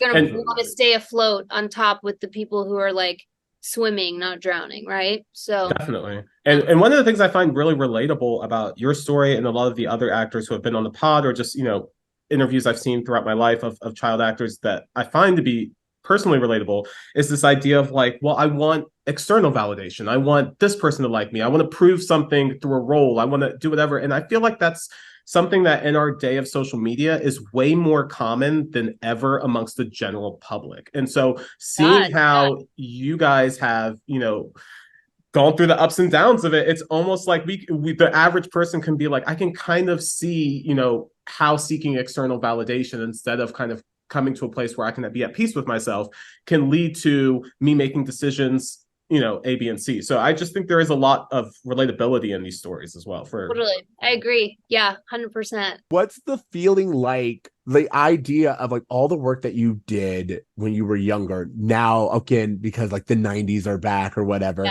being a sensation? What does that feel like when that work that I will say like kind of was in the past has now like made a resurgence and it's the number one things in pop culture? It's the number. Yeah, it's crazy. Well, one, it kind of feels like all of this stuff is like new again to people, right? Yeah. Which is cool. There's obviously younger generations that are now watching this stuff that it is new to them. So it almost feels like it's currently on TV for them, And for me, I mean, there was like all of a sudden I woke up.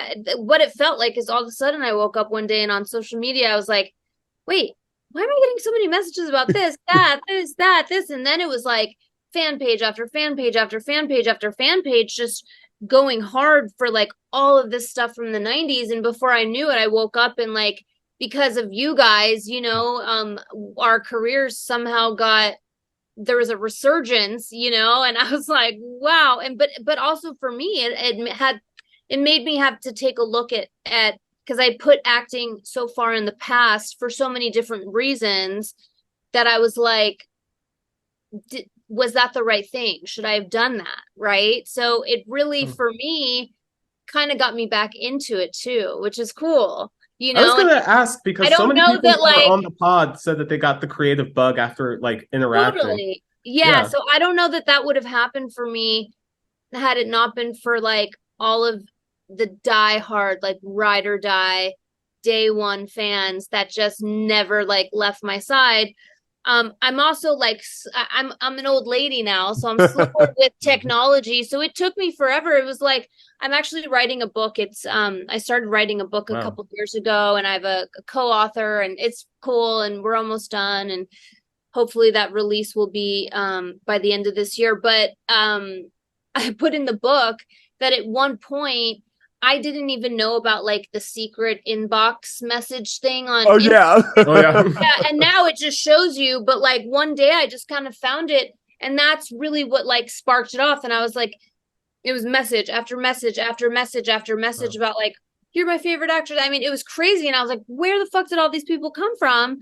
And through that, I actually connected with certain fans that sparked off cool ideas like, hey, you guys should do an Alex Mack reunion, or you should do this, or so on and so forth. And before I knew it, it just was popping. It was on and popping, baby. And the social media started rising a little bit, and I started just simply doing like photo shoots for like content, and something sparked like when I got in front of the camera, and I really like doing photo shoots, and then that turned into podcasts, and then before I knew it I had a booking agent, and now I'm I get to fly around the country and meet fans and sign autographs, and then I'm doing movies, and and then now here I am with you guys. Absolutely. Wow. I think what's fun is to see, just like watching you talk about it, your face actually does light up when you talked about like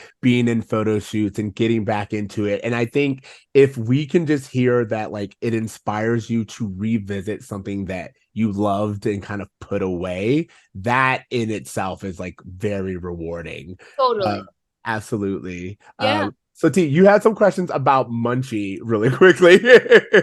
Oh God.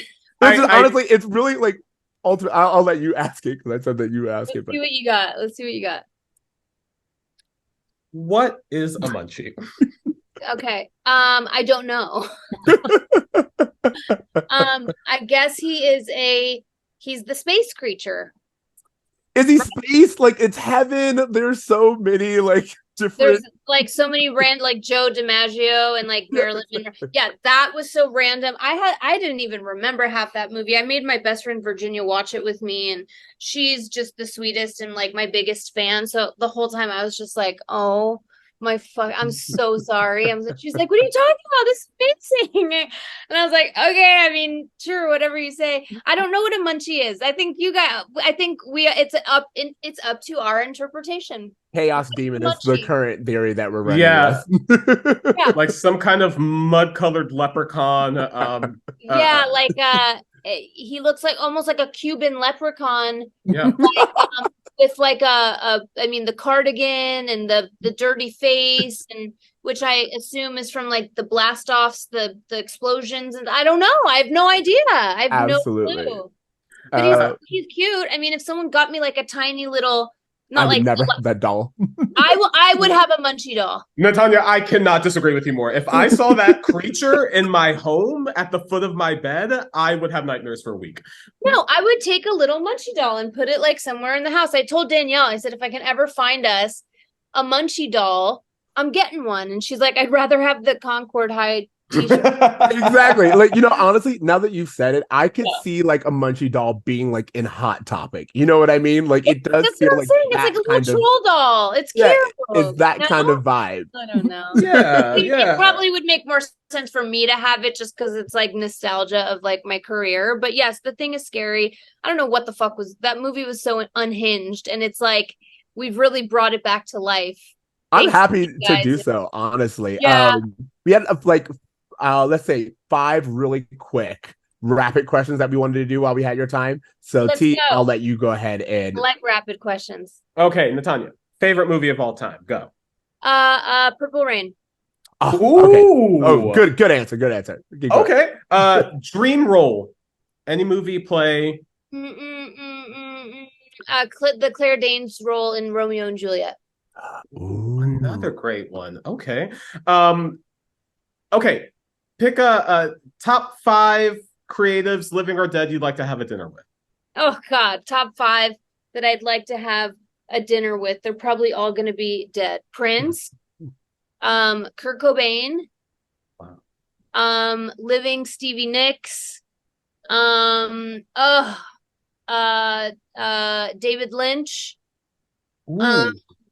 I have one more.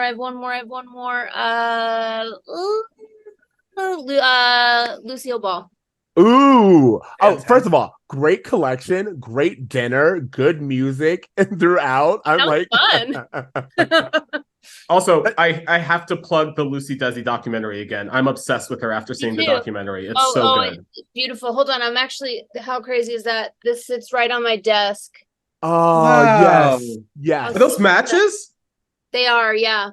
Wow. Artist, her name's it's King Margot on Instagram, and she is so sick. I have so much of her stuff. Yeah. Wow. Wait, was that it for the rapid questions? That was only 3. Oh, okay. Mm-hmm.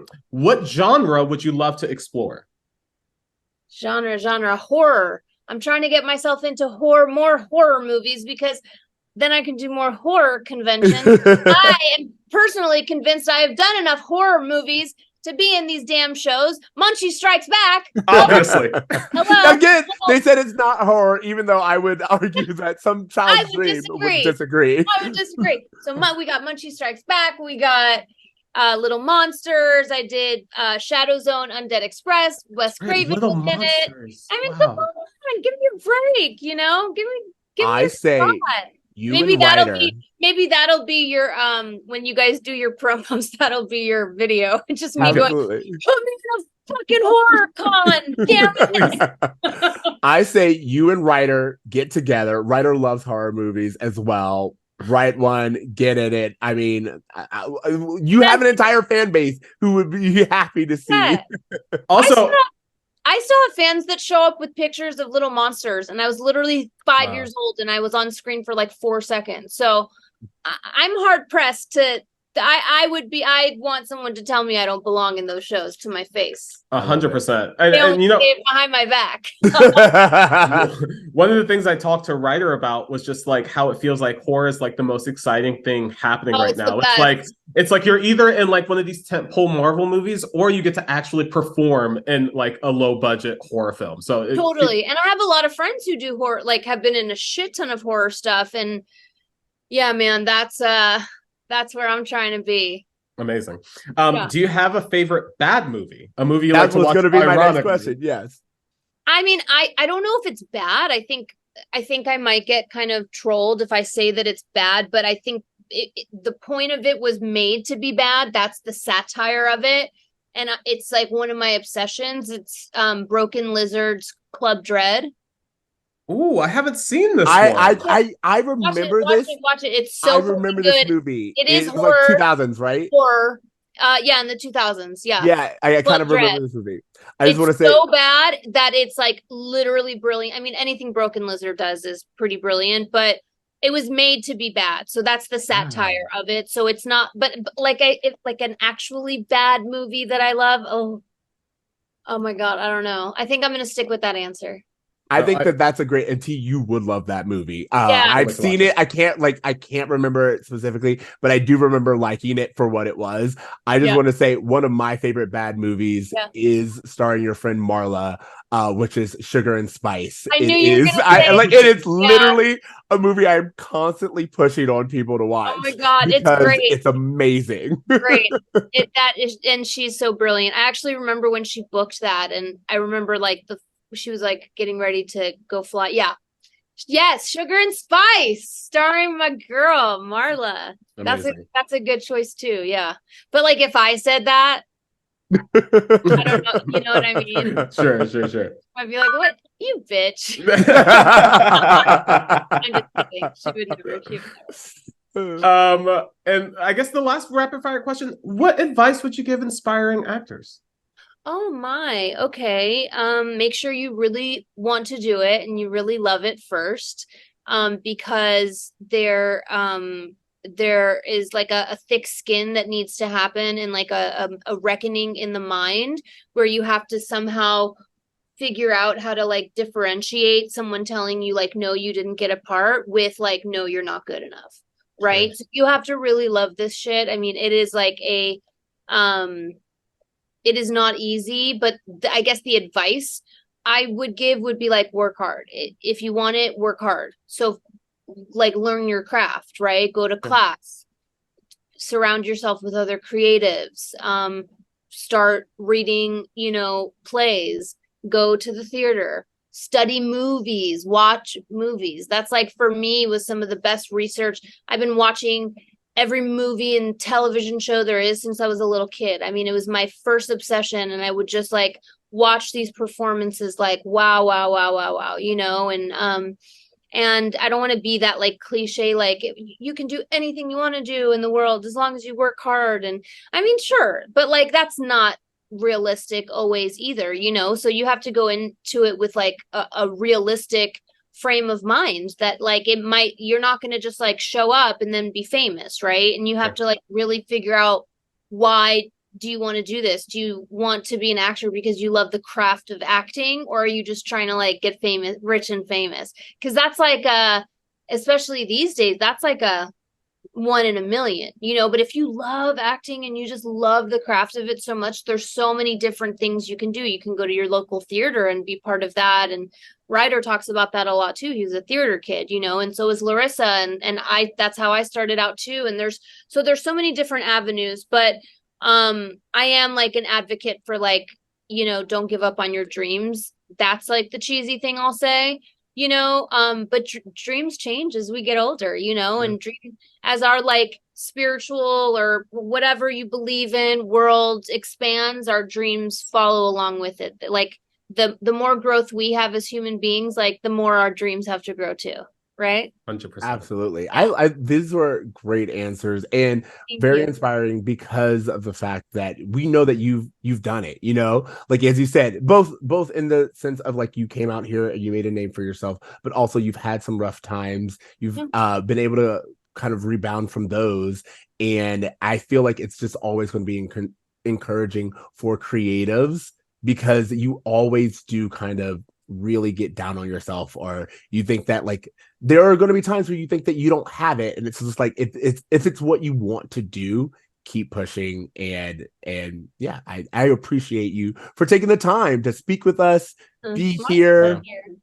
Is there any question you had for us? You've been a fan for us for a while, so. Yes. Well, I mean, I'm shocked I just found your page, but it's probably just because I found you guys through Pod Meets World. And yeah.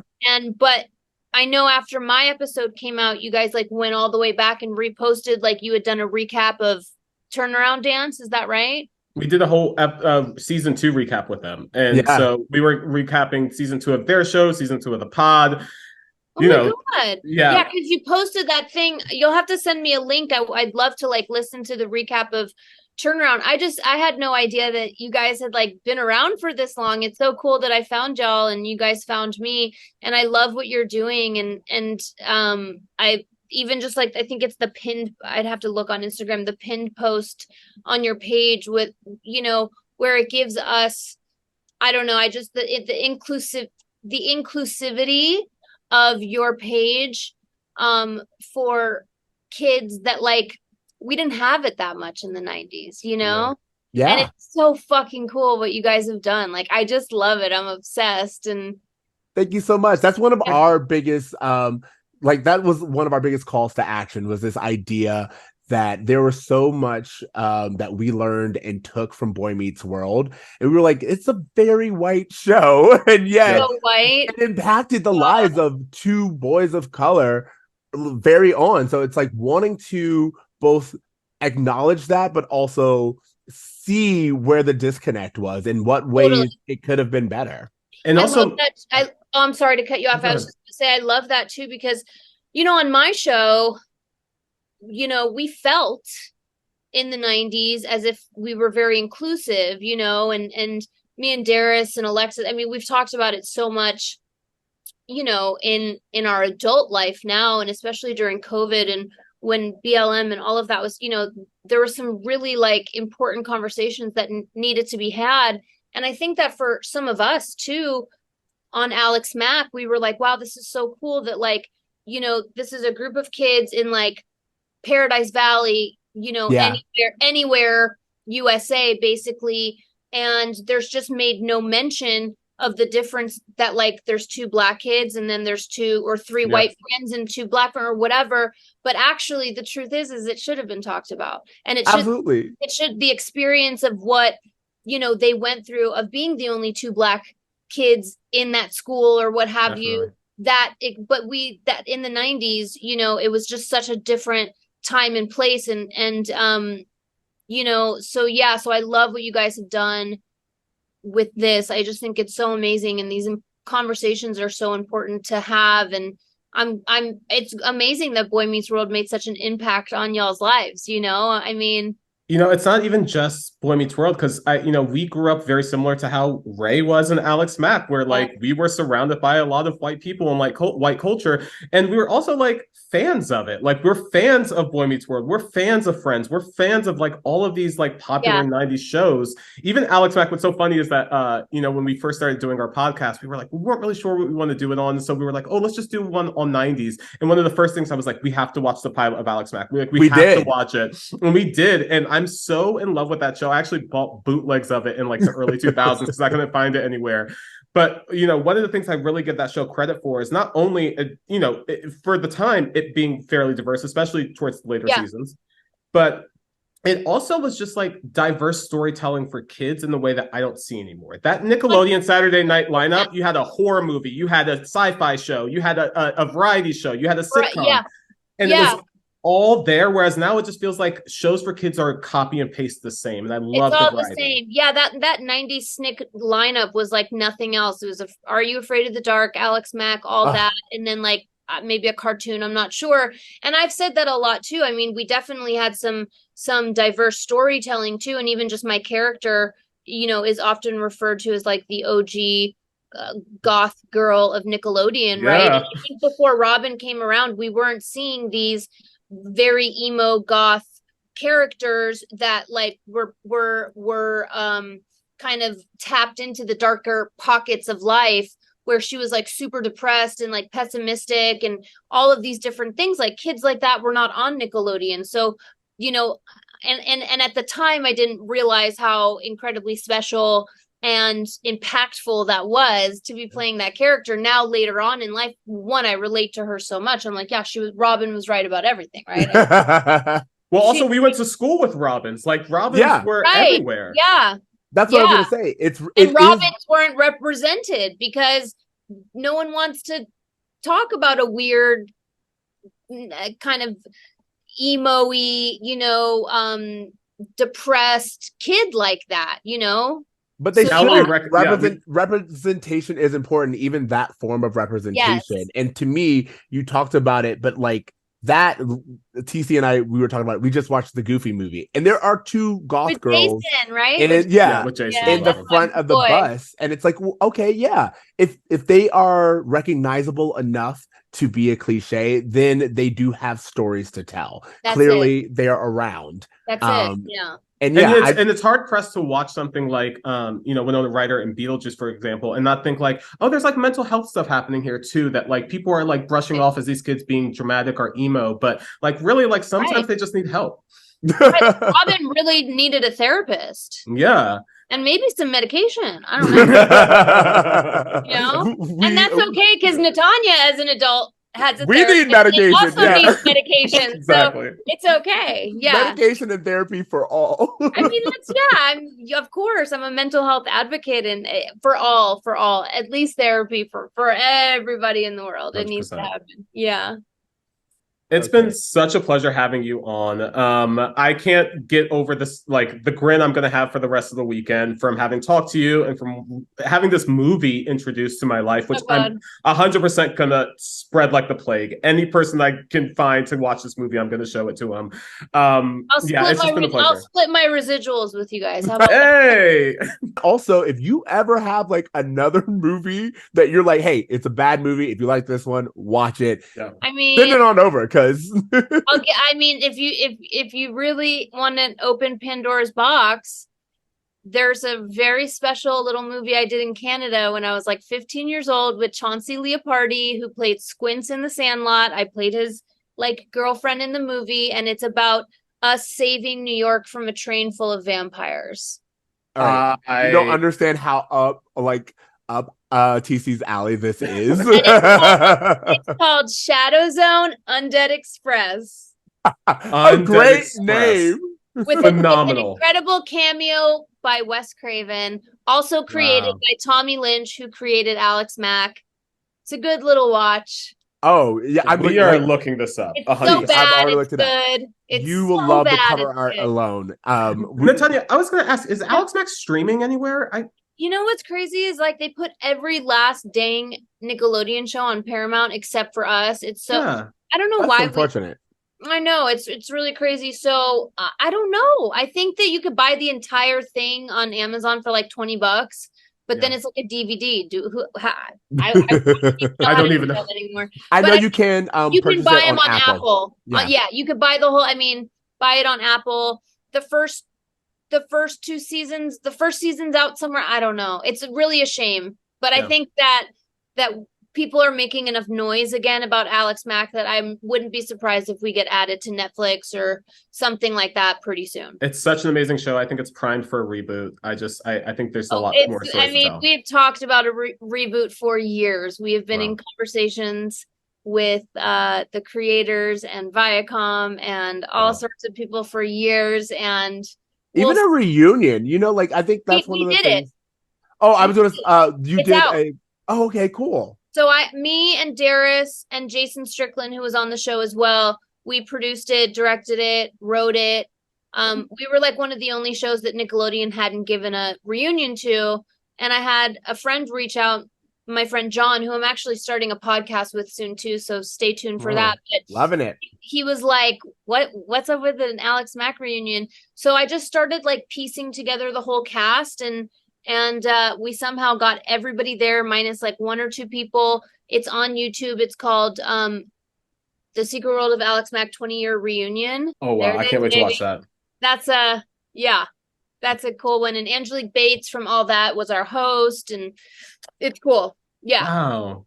Yeah. We'll have to talk to you sometime later because like you are literally just name dropping things that TC and I could talk about forever. Oh my God. For hours. We are children. We've made it very clear. We are children of Snick, of that Disney Saturday morning lineup, like TGIF.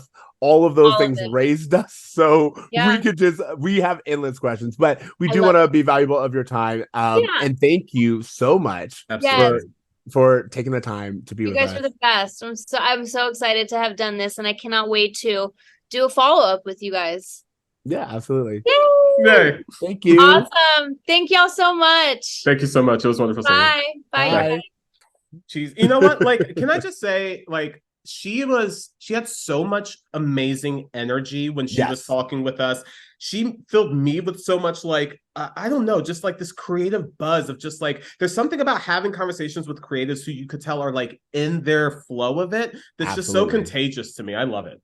Absolutely. And also I love, like, you could tell, as I said, like watching her, you could tell that she has fallen back in love, like with her craft. And I'm so happy. Even if her craft is things like Munchie Strikes Back. I mean, I think that, you know what is the world without a few B movies?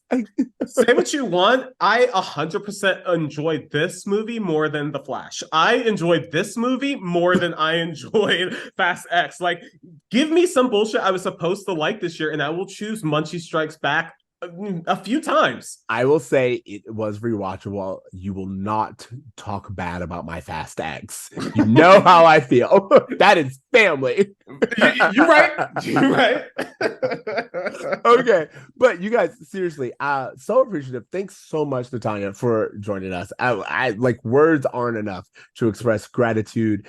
I can melt into a puddle, Alex Mack style. Yeah. Thank you guys so much for tuning in to Bromance World. Do not forget to leave us a rating, review, listen to us on all of your favorite podcast platforms. If you want to keep up with us, follow us at Bromance World. Reach out at bromeatsworld@gmail.com.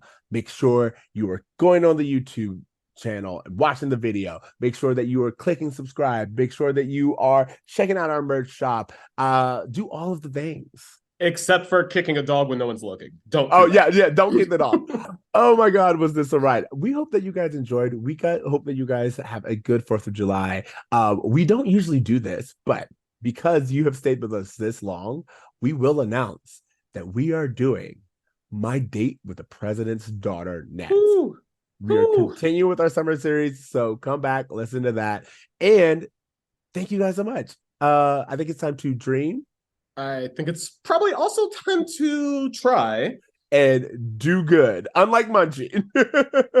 I don't know. You may have me convinced that Munchie did a lot of good in the world. Maybe let's all be more like Munchie. That's what we should try to do. Be like Munchie. All right, later, bros. Later, bruh.